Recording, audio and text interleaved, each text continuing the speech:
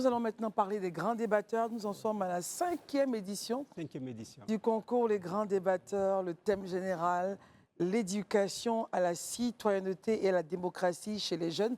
Et la première phase éliminatoire, c'est donc demain samedi, à partir de 15h. À 15h au Novotel Plateau. Alors, pourquoi ce thème? Parce que... Bonsoir, Monsieur Kodo. Oui, bonsoir à tout le monde, désolé. Bonsoir à tout le monde. C'est moi qui devrais le dire. Allez-y. Pourquoi ce thème? Parce que la Côte d'Ivoire a pratiquement 75% de jeunes. La jeunesse ivoirienne constitue 75% de la population. C'est ça.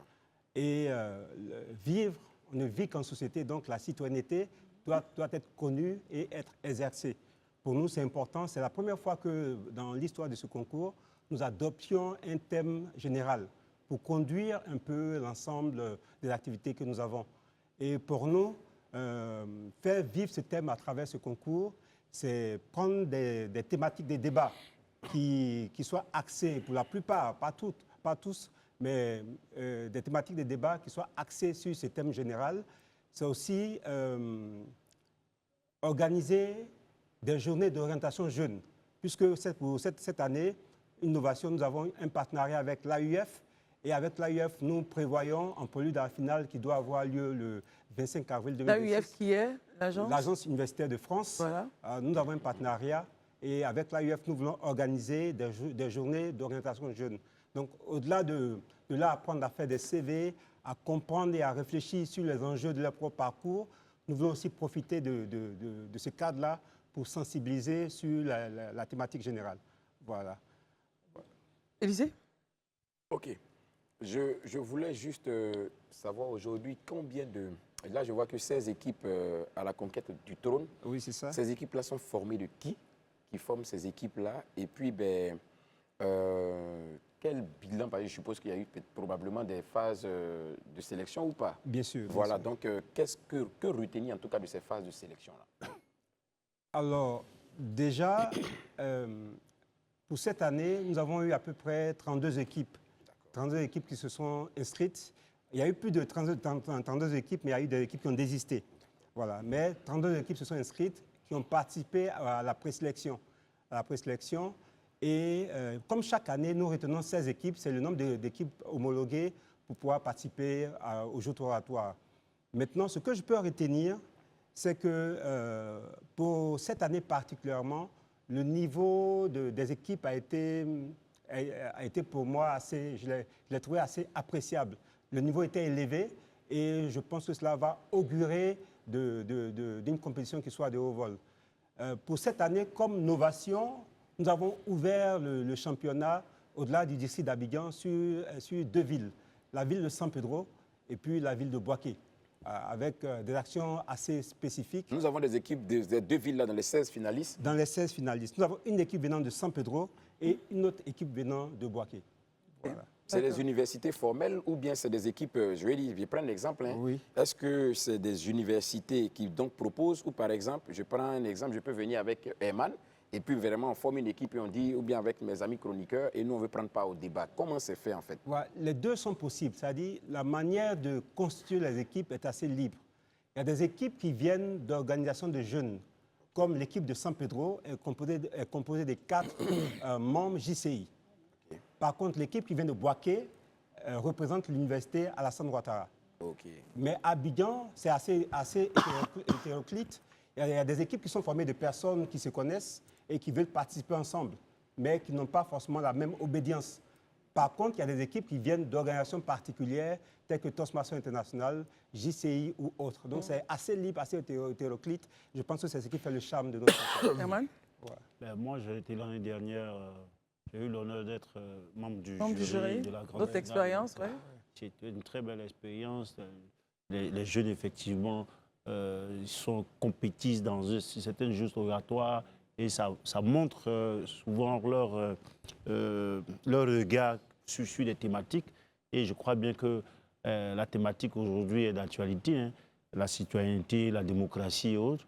Effectivement, 75% de notre population est jeune, mais combien sont ces jeunes-là qui s'intéressent à la chose politique, à la chose de la démocratie, souvent qui ont des regards souvent différents de cela. Moi, je pense que ça sera un très bon moment encore, moi, ce que j'allais lui demander, est-ce que les annonceurs, les sponsors et autres, Est-ce qu'il est qu'on les soutenu? voit souvent sur plein d'activités de divertissement, est-ce que sur ce volet-là, cet axe-là, est-ce qu'ils sont là, ils sont souvent présents à vos côtés?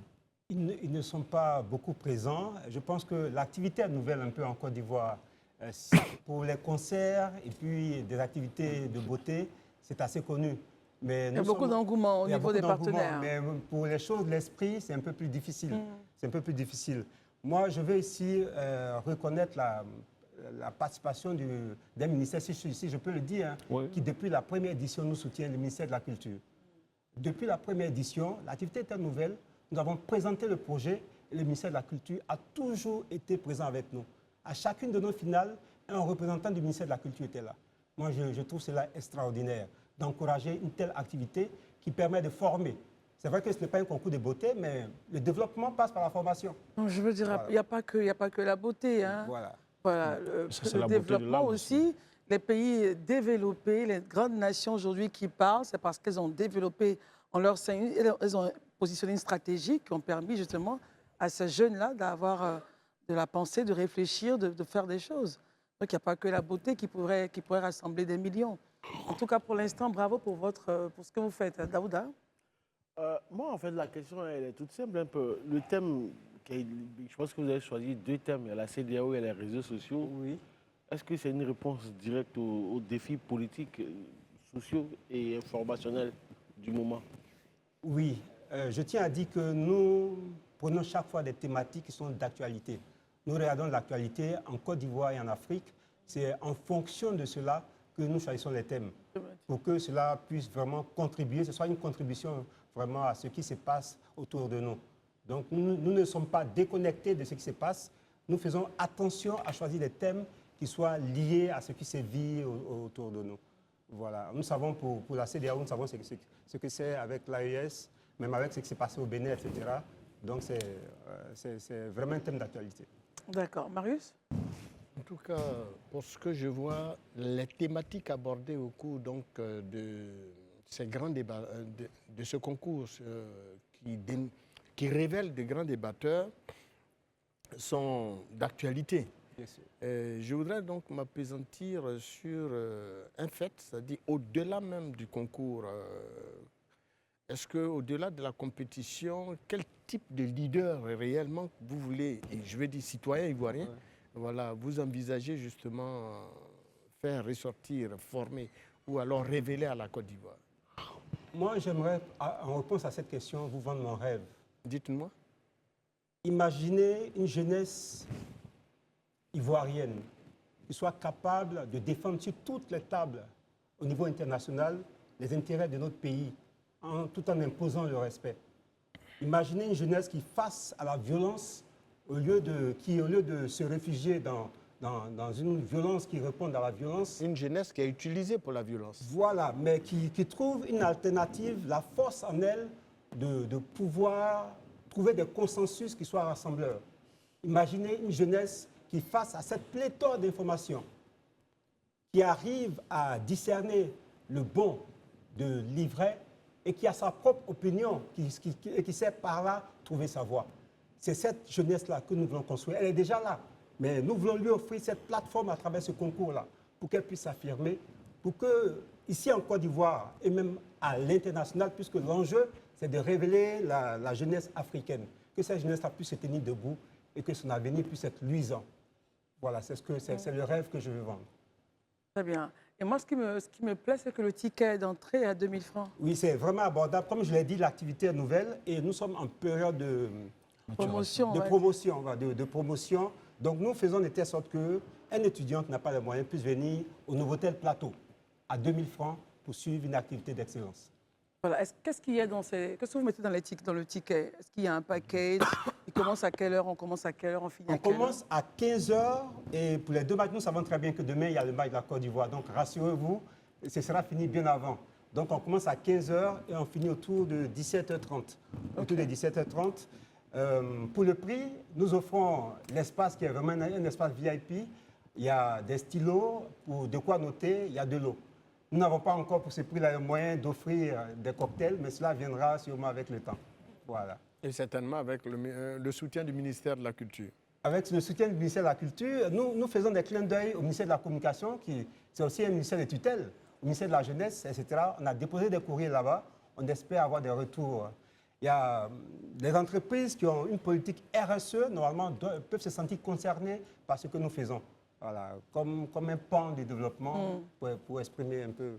Non, moi, je veux juste saisir l'occasion du passage de M. Kodo, voilà, du promoteur. De M. Kodo sur ce plateau et au travers de cette initiative pour vraiment en appeler un peu à, je veux dire, à cet esprit des Ivoiriens. Les Ivoiriens sont vraiment solidaires, ça on le sait. Très souvent, on a malheureusement eu pour habitude de toujours attendre tout des gouvernants. Moi, je crois que si on veut transformer notre génération, c'est maintenant. Il faut qu'on soit de plus en plus spontané à accompagner des gens qui organisent de telles activités. Il ne faut pas qu'on attende tout des gouvernants. Non. On dépense souvent pour des choses, je veux dire, il faut avoir l'honnêteté de le dire, assez éphémères, sans vraiment grande valeur. Il suffit juste, avec un peu de solidarité, 1 000 francs ici, 2 000 ici, vraiment des contributions citoyennes. C'est comme ça que nous-mêmes, à force de participer, on va comprendre, on va voir la nécessité de participer à la transformation de notre société. Ici, là, on voit des activités qui sont organisées à des centaines de millions, et puis quand on finit, quand on fait le bilan, excusez-moi du thème, mais on n'a rien apporté comme impact au niveau des populations. Alors que vous voyez des initiatives qui vont aujourd'hui réorienter nos jeunes gens vers la nécessité de se cultiver, de s'informer et donc de transformer nos sociétés en participant au débat public. Et ça, on n'a pas de sponsor. On a les Ivoiriens qui regardent ça comme ça et puis ben, je suis sûr même qu'il y a certains qui sont en train de zapper tout de suite, là, ils vont passer à autre chose. Alors que c'est là qu'on doit vraiment manifester notre fibre citoyenne. Moi, j'en appelle vraiment au sens, je veux dire, de solidarité, d'engagement des Ivoiriens dans ce processus global-là de transformation de notre société. Si on a 2 000, on a 3 000, il faut qu'on prenne de plus en plus, on aille vers ces initiatives, qu'on contribue pour que ça impacte notre jeunesse et que notre société ne soit plus une société éternellement assistée, mais que ce soit une société où les Ivoiriens ont de plus en plus la fibre de participer aux actions citoyennes pour faire avancer vraiment le pays. Moi, je le dis honnêtement, franchement, c'est vraiment un appel. Je suis d'accord avec vous, ça fait mal. Il faut qu'on réagisse. Il faut qu'on réagisse et qu'on sorte de cette logique-là. L'État, bon, les gouvernants, l'État.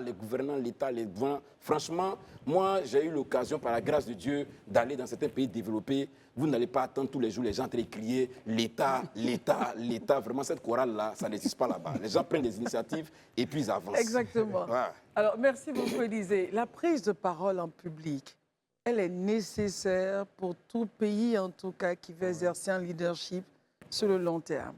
Vous formez ces jeunes-là, d'ici 5 ans, 10 ans, 15 ans, ils représentent valablement la Côte d'Ivoire sur tous les terrains internationaux. Oui, bien sûr. Ils arrivent à prendre la parole, à défendre une idée, à s'exprimer. Ils ont la capacité de lire, de synthétiser une idée. Et puis c'est important. Il faut pouvoir investir dans ce genre de choses. Bien qu'on investisse ailleurs, hein, voilà, c'est normal. Ailleurs aussi a besoin de ça. Mais pour ce genre de débat, concours de prise de parole, concours de débatteurs, c'est important. On a souvent des jeunes filles qui ont des idées, mais qui ne savent pas le dire. Et elles perdent des marchés, elles ne savent même pas pitcher. Et là, vous avez des jeunes qui vont défendre une idée. C'est vrai, on est axé sur la politique, mais ça pouvait être un business, ça pouvait être autre chose. En tout cas, bravo. Merci. Et je sais que des personnes viendront dire on offre un ordinateur, on offre un concours, ou on offre telle chose pour assister à une conférence dans tel pays, pour connecter déjà ces jeunes-là. Bravo. Merci. Bravo pour ce que vous faites. Dernier mot, s'il vous plaît. Le dernier mot, en fait, j'aimerais faire remarquer que nous sommes en partenariat avec Live TV. Oui. Live TV qui a accepté de soutenir ce concours, ce projet. Et déjà, l'année passée, comme l'a dit mon ami ici, la finale a été diffusée par Live TV. Donc pour cette année, la demi-finale, nous allons plus loin. La demi-finale et la finale seront diffusées par Live TV. La demi-finale aura lieu le 14 mars et la finale le 25 avril. Donc le dernier mot, c'est d'appeler l'ensemble de la population ivoirienne à venir. Envoyez vos enfants là-bas. Envoyez les étudiants. Vous-même venez découvrir parce que, comme l'a dit, c'est un événement qui est nouveau, mais tant qu'on ne l'a pas vu, on ne peut pas imaginer la qualité de ce qui s'y passe. Aujourd'hui, avec la promotion que nous faisons, plusieurs personnes appellent et veulent venir voir. C'est cet appel-là que je lance pour permettre à la population ivoirienne de découvrir ce que notre jeunesse sait faire et elle sait faire de très, très, très, très belles choses. Moi, j'étais très heureux de voir que, par rapport aux années passées, cette année, la faculté de pharmacie des jeunes venant de la faculté de pharmacie, donc des scientifiques, ont constitué plusieurs équipes et ils sont vraiment motivés pour montrer ce qu'ils savent faire sur ce domaine qui sort de leur zone de confort. Parce qu'ils doivent vendre leurs médicaments. Voilà, bien Ils sûr. doivent pouvoir s'exprimer. Tout le monde a besoin des qualités et des capacités de prise de Bien parole sûr. en public, tout le monde. Merci beaucoup.